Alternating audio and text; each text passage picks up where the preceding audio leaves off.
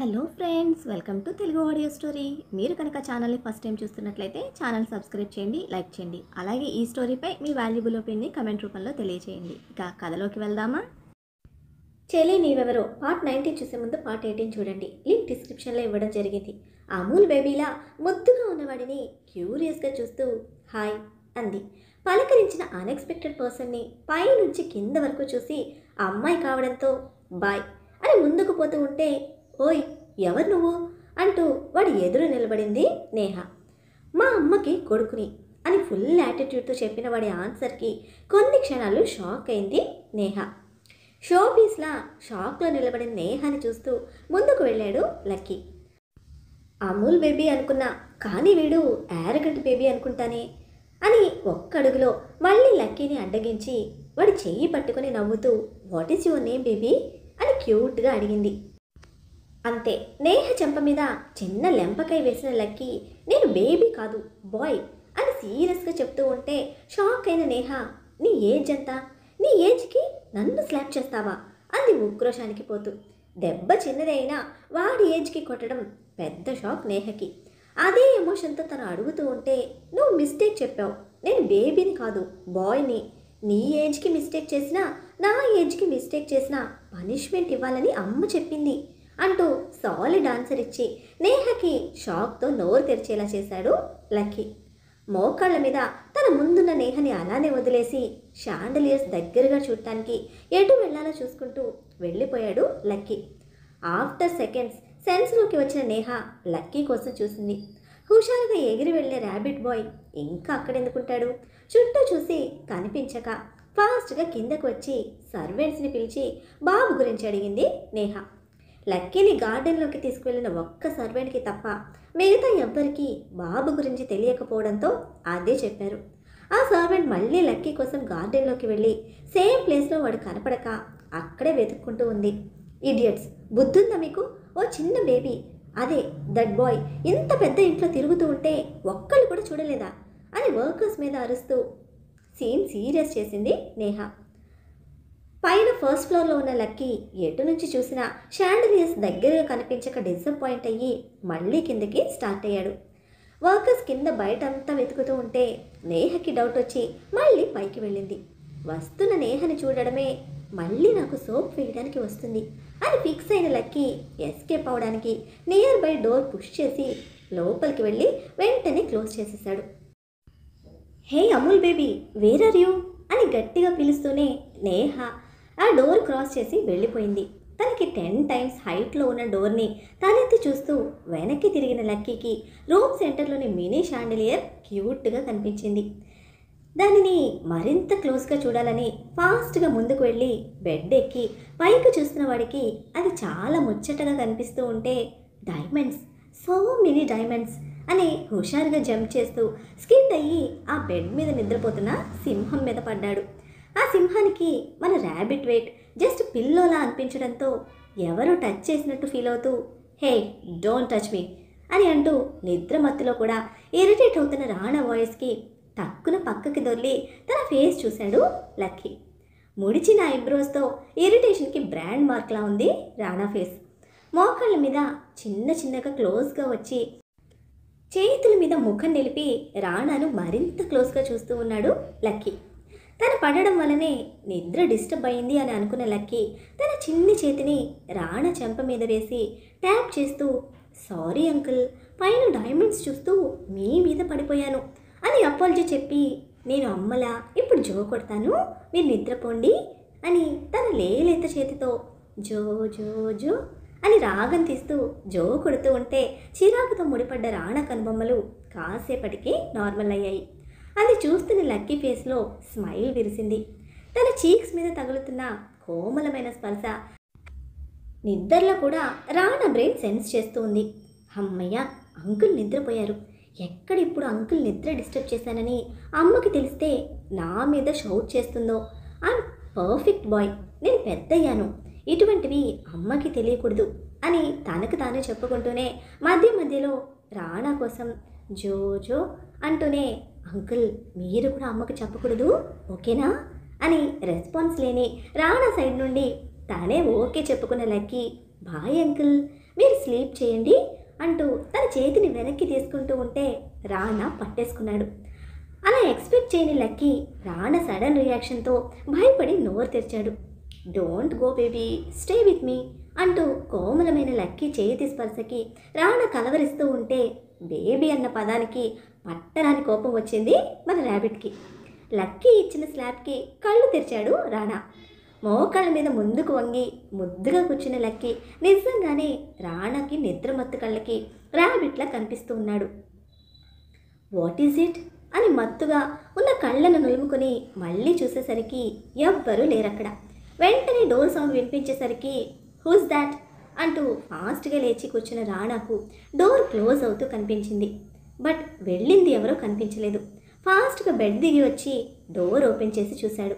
ఇంకో సైడ్ నుండి వస్తున్న నేహ తప్ప అక్కడ ఇంకా ఎవ్వరూ కనిపించలేదు.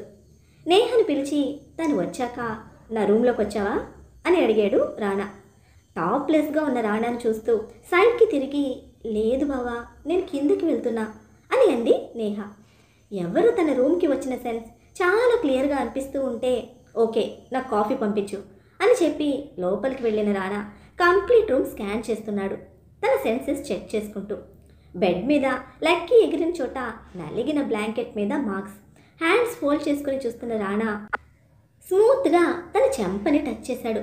మత్తు కళ్ళతో తను చూసిన ఆకారాన్ని ర్యాబిట్ అనుకోగానే హార్ట్కు ఒక ప్లెజెంట్ ఫీల్. బట్ అది ర్యాబిట్ కాదు, సంథింగ్ ఈజ్ రాంగ్ అని ఫిక్స్ అయ్యి టైం చూసుకొని రానా వాష్రూమ్కి వెళ్ళాడు.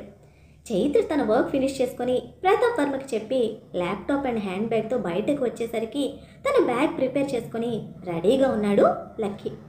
చైత్ర రావడమే అమ్మా ఫాస్ట్గా వెళ్దాం రా అంటూ చెయ్యి పట్టుకొని స్పీడప్ చేస్తూ ఉంటే అనుమానపడుతూ అల్లరి చేసావా అని అడిగింది Chaitra. I'm not a baby, I'm a big boy. నీ లక్కీ అల్లరి చేయడు, కమ్ ఫాస్ట్ అని చైత్రకు సోప్ వేసి హడావుడిగా బయటకు లాక్కొచ్చాడు లక్కీ. నిజం చెప్పు, ఏమైనా గోల్మాల్ చేశావా అని అడిగింది మళ్ళీ లక్కీ హడావిడిగా కారు ఎక్కుతూ ఉంటే.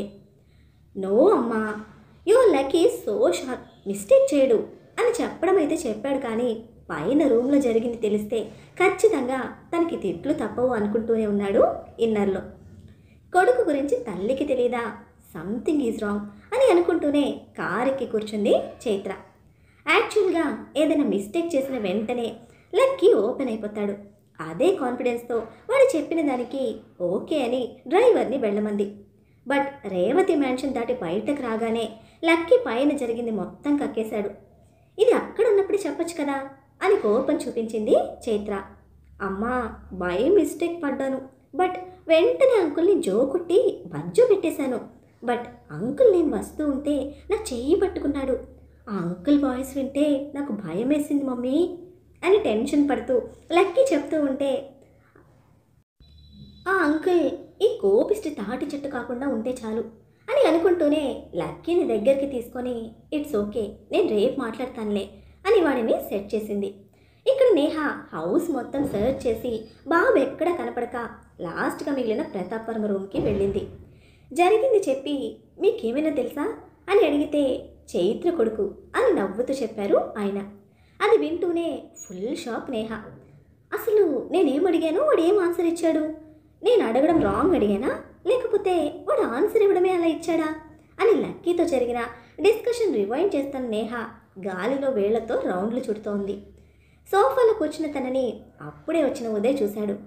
వేళ్లతో రింగులు చుడుతున్న తనని ఏం చేస్తుంది అని అనుకుంటూ దగ్గరికి వెళ్ళి భావ్ అని అనగానే ఆవ్ అని అరుస్తూ ఎగిరిపడింది నేహ.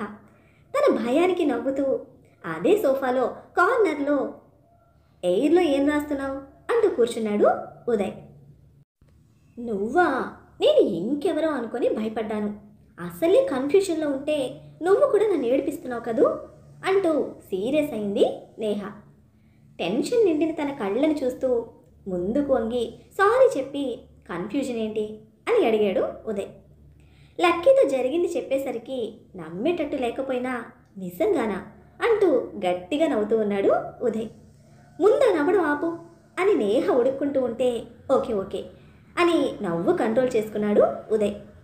నేను సేమ్ క్వశ్చన్ నిన్నడిగితే నువ్వు ఎటువంటి ఆన్సర్ ఇస్తావు అని క్వశ్చన్ మార్క్ వేస్తూ అడిగింది నేహ. ఆ బుడ్డోడు చెప్పినట్టయితే నేను డెఫినెట్గా చెప్పలేను. వాడెవ్వడో కానీ బుల్లెట్లా ఉన్నాడు, నీతో బాగా ఆడుకున్నట్టున్నాడు అని నవ్వుతూ ఉంటే చిర్రెత్తిన నేహ ఉదయ్ని కొట్టడానికి పిల్లో తీసుకుంది. హోల్డన్, ఇప్పుడు ఈ ప్రోగ్రాం పెట్టకు, అంకుల్ దగ్గరికి వెళ్తున్నాను అని తన మీదకి వస్తున్న నేహ చేతికి దొరకకుండా ఫాస్ట్గా ప్రతాప్ వర్మ రూమ్కి వెళ్ళాడు ఉదయ్. నవ్వుతూ వచ్చిన తనని ఎందుకు అని అడిగారు ప్రతాప్ వర్మ. నేహ విషయం చెప్పి ఉదయ్ నవ్వుతూ ఉంటే బాబు చైత్ర కొడుకు అని ఆపేక్ష నిండిన కళ్ళతో చెప్పారు ప్రతాప్ వర్మ. సర్ప్రైజ్గా చూసి నిజంగానా అని అడిగాడు ఉదయ్. అవును అన్నట్టు చిన్న స్మైల్ ఇచ్చిన ప్రతాప్ వర్మకి ఆయన అడిగిన చైత్ర ఇన్ఫర్మేషన్ గురించి క్షుణ్ణంగా చెప్పాడు ఉదయ్. ఎవ్వరూ లేని అనాథ ఒంటరిగా కొడుకుతో బ్రతుకుతుందని తెలిసేసరికి చివుక్కుమంది ప్రతాప్ వర్మ మనసు. బట్ షీఈస్ గ్రేట్, వాడు వండర్ఫుల్. తన ప్రాబ్లమ్స్ ఏవి వాడి మీద పడకుండా చాలా అద్భుతంగా పెంచుతోంది అని చైత్ర గురించి ప్రౌడ్గా మాట్లాడుతూ ఉంటే ప్రతాప్ వర్మ పాజిటివ్ రెస్పాన్స్కి ఆశ్చర్యపోయాడు ఉదయ్. ఓకే అంకుల్, నేను వాడి దగ్గరికి వెళ్తాను అని ఉదయ్ బయటకు వస్తూ ఉంటే ఈ రోజైనా ఇంట్లో ఉంటాడా వాడు అని ఆశ తీరని కళ్ళతో అడిగారు ప్రతాప్ వర్మ. చిన్న సెటిల్మెంట్ ఉంది, వెళ్ళాలి అని చెప్పి నిట్టూరుస్తున్న ఆయనకి సారీ చెప్పి రాణా రూమ్కి వెళ్తూ ఉంటే అప్పటికే స్టార్ట్ అయిన రాణా స్టెప్స్ దిగుతూ కనిపించాడు. కొటేషన్ వర్క్ ఫినిష్ అయిందా అని రెస్ట్ వాచ్ చూసుకుంటూ అడిగిన అతని ప్రశ్నకి ఫినిష్ చేసి చైత్ర ఇంతకు ముందే వెళ్ళింది అని చెప్పాడు ఉదయ్. ఓకే, తనకి ఏమైనా డౌట్స్ ఉంటే నువ్వే గైడ్ చేయి, బట్ ఫైనల్ ఫిగర్ నువ్వే కోట్ చేయి అని అంటూ ఉంటే వర్క్ మొత్తం చైత్రతో చేయించి బిడ్ అమౌంట్ తనని కోట్ చేయమనేసరికి తన మీద నమ్మకం లేదా అని అడిగాడు రాణా కళ్ళలోకి ఆన్సర్ వెతుకుతూ. చెప్పింది చెయ్యి, నో మోర్ డిస్కషన్స్ అంటూ ఆ మ్యాటర్ కట్ చేసిన రాణాను ఎలా అర్థం చేసుకోవాలో తెలియలేదు ఆ క్షణం ఉదయ్కి. నెక్స్ట్ డే కొంచెం అనీజీగా ఉన్న లక్కీని స్కూల్కి వెళ్తావా అని అడిగితే వాడు హుషారుగా వెళ్తాను అనేసరికి స్కూల్లో దింపి ఆఫీస్కి వచ్చింది చైత్ర. బట్ తల్లి మనసంతా పిల్లాడి మీదే లాగేస్తూ ఉంటే 1 అవర్కి ఒకసారి ఆయమ్మకు ఫోన్ చేసి లక్కీ గురించి అడుగుతూనే ఉంది. బాగానే ఉన్నాడమ్మా, యాక్టివ్గానే అన్నీ చేస్తూ ఉన్నాడు అని ఆయమ్మ ఎన్నిసార్లు చెప్పినా కళ్ళతో చూస్తే గానీ నమ్మలేని తల్లి మనసుకు పీకులాట తగ్గడం లేదు. అలాగే బ్రేక్స్తో వర్క్స్ చేస్తున్న తనకి రాణా ఛాంబర్ నుండి కాల్ రావడంతో వెళ్ళింది.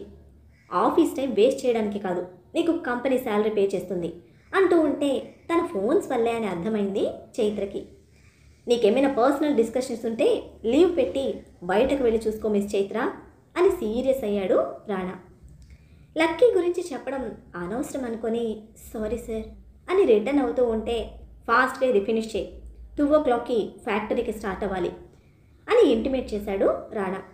తనకు తెలియకుండా స్కెడ్యూల్ చేంజ్ అవ్వడంతో ఎందుకు అని పెదవి దాకా వచ్చిన ప్రశ్న అడిగిన రాణా నుంచి వచ్చే రిప్లై ఎలా ఉంటుందో ఎక్స్పెక్ట్ చేసిన చైత్ర ఓకే సార్ అని ఫైల్ తీసుకొని దానితో క్యాబిన్లోకి వెళ్ళింది. ఎంత హార్డ్ వర్కర్ అయినా టైం బాగోకపోతే జీరోగానే మిగలాలి. ఎగ్జాక్ట్గా చైత్రకు కూడా అలానే అయింది. లంచ్ టైంకి ఆయమ్మతో మాట్లాడి లక్కీ ఓకే అనడంతో తన వర్క్లో సీరియస్గా ఇన్వాల్వ్ అయ్యింది చైత్ర. 2 o'clockకి 10 minutes ముందు లక్కీ సడన్గా వామిటింగ్ చేసుకుంటున్నాడని ఆయమ్మ కంగారుగా చెప్పడంతో చైత్ర ప్రాణం విలవిలలాడింది. లీవ్ చెప్పి వెళ్ళిపోదామని రాణా ఛాంబర్కి పరుగున వచ్చిన చైత్రకు అక్కడ ఎంటీ చైర్ కనపడి ఉదయ్కి కాల్ చేస్తే నాట్ రీచబుల్ అని వచ్చింది. లక్కీ గురించి టెన్షన్ పెరిగి రాణా మొబైల్కి మెసేజ్ డ్రాప్ చేస్తే అది సింగిల్ టిక్ చూపిస్తూ ఉన్నా అలాగే ఛాన్స్ లేక కంగారుగా స్కూల్కి వెళ్ళింది చైత్ర. తన పర్సనల్ రూమ్లో లేట్గా లంచ్ ఫినిష్ చేసిన రాణా ఫైల్ తీసుకుని రమ్మని చెప్పడానికి కాల్ చేస్తే చైత్ర ఫోన్ ఆన్సర్ చేయలేదు. అటెండర్ను పంపిస్తే చైత్ర క్యాబిన్లో లేదని ఫైల్తో పాటు వచ్చిన రిప్లైకి రాణా ఈగో హర్ట్ అయింది. తిన్నది మొత్తం కక్కేశాడు మేడం, ఊపిరి తీసుకోవడానికి ఇబ్బంది పడుతూ ఉంటే మేడం రూమ్లో పడుకోబెట్టాను అని చెప్పిన ఆయమ్మ తీసుకొస్తాను వెయిట్ చేయండి అంటూ లక్కీని తీసుకొని రావడానికి వెళ్ళింది. వర్క్ ప్రెషర్తో తానే లక్కీని ప్రాపర్గా కేర్ చేయడం లేదని గిల్టీ ఫీల్తో కారిడార్లోని పోల్కి వాలి వెయిట్ చేస్తూ ఉంది చైత్ర. ఉరుము లేని పిడుగులా వచ్చాడు రాణా. అక్కడ తనని అస్సలు ఎక్స్పెక్ట్ చేయని చైత్ర ఫస్ట్ షాక్ అయినా దూకుడుగా వస్తున్న ఎర్రటి అతని కళ్ళలోని కోపానికి టెన్షన్ స్టార్ట్ అయింది. ఇద్దరి మధ్యలో 2 అడుగుల దూరం ఉందనగానే సార్ మీకు చెప్పేంత టైం లేదు అని ఎక్స్ప్లెనేషన్ ఇవ్వడానికి చూసిన చైత్ర చెంప పగిలి నేల మీద పడింది. అతని కోపానికి కారణం అవసరం లేదని తెలిసినా తలెత్తి చూసింది. కొట్టడం కాదు, ఆడిది కాకపోయి ఉంటే అంతకు మించి ఏదైనా జరిగేలా ఉంది అతని కోపం. How dare you to ignore my word అని విరుచుకు పడుతున్న మండే రాణా కళ్ళల్లోని చూడడానికి భయమేసి చైత్ర కళ్ళు మూసుకుంది. ఆవేశంతో ఉరుముతున్న రాణా అరుపులు అమ్మా అన్న పిలుపుతో ఆగితే మెడను చుట్టేసిన చల్లని చిన్ని చేతుల స్పర్శతో కళ్ళు తెరిచింది చైత్ర. భయంతో కోపంతో అమ్మ కోసం అల్లాడిపోతున్న వాడి ప్రాణానికి చైత్ర కళ్ళల్లో కన్నీళ్లు ఎగిశాయి. అమ్మగా వాడిని గుండెల్లోకి పొదువుకుంటున్న చైత్ర కళ్ళు రాణాను కాల్చేసేలా చూస్తూ ఉంటే తల్లికి ఏదో అయిందని ఏడుస్తున్న లక్కీ అమ్మా అమ్మా అంటూ ఉంటే స్థానువై చూస్తూ ఉన్నాడు రాణా. సీరియస్గా ఉన్న సిచ్యువేషన్లో భయపడుతున్న లక్కీని లోపలికి తీసుకువెళ్తానని అడిగింది ఆయమ్మ. వద్దు ఆయమ్మ, నేను చూసుకుంటాను, మీరు వెళ్ళండి అని లక్కీని గుండెలకు హత్తుకొని అలాగే లేచి నిలబడింది చైత్ర. ఆవేశం కంట్రోల్ చేసుకొని ఆలోచనలు పడి కమ్అవుట్ అంటూ ఎంత వేగంగా వచ్చాడో అంతే వేగంగా బయటకు వెళ్ళాడు రాణా. లక్కీని సముదాయించి ఎలా ఉంది అని అడుగుతూ ఉంటే దెబ్బ పడిన చెంప మీద చెయ్యి వేసి నొప్పిగా ఉందా అని వెక్కుతూ అడిగాడు వాడు. చిన్న స్మైల్తో అమ్మ సూపర్ ఉమెన్ కదా, నొప్పి ఉండదు అని అందమైన అబద్ధం చెప్పింది. అది అబద్ధమైనా సరే నవ్వుతున్న అమ్మ ముఖమే వాడి బలం. లంచ్ తర్వాత ఆడుకుంటూ ఉంటే కడుపు నొప్పి వచ్చి వామిట్ అయింది. తర్వాత బ్రీత్ అందలేదు. ఇప్పుడు ఓకే అని చిన్నగా వెక్కుతున్న వాడి ఫోర్ హెడ్ మీద కిస్ చేసి వస్తూ తను తెచ్చిన ఫ్రూట్ జ్యూస్ తాగమని ఇచ్చింది. వద్దు అని తన అడ్డంగా కదుపుతూ ఆ డెవిల్ నిన్నెందుకు కొట్టాడు అని ముక్కు ఎగరేస్తూ అడిగాడు లక్కీ. ఆయన మా బాస్, చెప్పకుండా వచ్చేసానని కోపం. అమ్మ మిస్టేక్ చేసింది కదా, అందుకే బాస్ పనిష్మెంట్ ఇచ్చారు అని చాలా సింపుల్ మ్యాటర్ అన్నట్టు చెప్పి లక్కీ స్ట్రాంగ్ బాయ్ కదా, లిటిల్ బేబీలా క్రై చేస్తాడా అని తెచ్చి పెట్టుకున్న నవ్వుతో చైత్ర వెక్కిరిస్తూ ఉంటే I'm not a baby, I'm a big boy అని ఉక్రోషానికి పోతూ వెంటనే జ్యూస్ తీసుకున్నాడు తాగడానికి. ఆయమ్మ ఇచ్చి వెళ్ళిన బ్యాగ్స్ తీసుకొని లక్కీతో మాట్లాడుతూ బయటకు వచ్చింది చైత్ర. కార్ బ్యానెట్ మీద క్రాస్ లెగ్తో కూర్చొని స్మోక్ చేస్తూ ఉన్నాడు రాణా. అతని ఫేస్ చూస్తేనే అర్థమవుతుంది నెంబర్ ఆఫ్ క్వశ్చన్స్ క్యారీ చేస్తూ ఉన్నాడని. చేయాల్సిందంతా చేసి ఇంకా ఎందుకు వెయిట్ చేస్తున్నాడు అని చైత్ర తన వచ్చిన కారు కోసం చూస్తే అది కనిపించలేదు. కార్ని రాణానే పంపించేశాడని అర్థమై కాళ్ళకి పని చెప్పింది ఇంటికి పోవడానికి. మిస్ చైత్ర అని హార్డ్గా అయినా రెస్పెక్ట్తో వచ్చిన పిలుపుకి ఆగి చూసింది. గెట్ ఇన్ అంటూ కిందకు జంప్ చేసి పడేసిన సిగరెట్ని షూతో స్మాష్ చేస్తూ ఉంటే రాణాతో వెళ్ళడం ఇష్టం లేని చైత్ర నియర్ బైనే హౌస్ సార్, నేను వెళ్ళగలను అంది అతన్ని చూడకుండానే. లీవ్ అడ్మిట్ చేయలేదు ఇంటికి వెళ్ళిపోవడానికి అని సీరియస్ టోన్లో వార్నింగ్లో చెప్పడంతో మీకు మెసేజ్ చేశాను సార్ అని అంది రాణాని చూస్తూ. నాకు రీచ్ అవ్వలేదు అని అదే యాటిట్యూడ్తో చెప్తున్న రాణా కళ్ళు లక్కీ మీదే ఉన్నాయి. మరి ఇప్పుడు రాణాతో లక్కీ బిహేవియర్ ఎలా ఉండబోతోంది? చైత్రపై చేయి చేసుకున్న రాణాకు లక్కీ రిటార్ట్ ఇస్తాడా, లేక లక్కీని రాణా చైత్రలను దగ్గర చేయనున్నాడా? తెలుసుకోవాలంటే నెక్స్ట్ ఎపిసోడ్ని ఫాలో చేయండి. అలానే ఈ ఎపిసోడ్ని లైక్ చేయడం మాత్రం మర్చిపోకండి. Bye friends.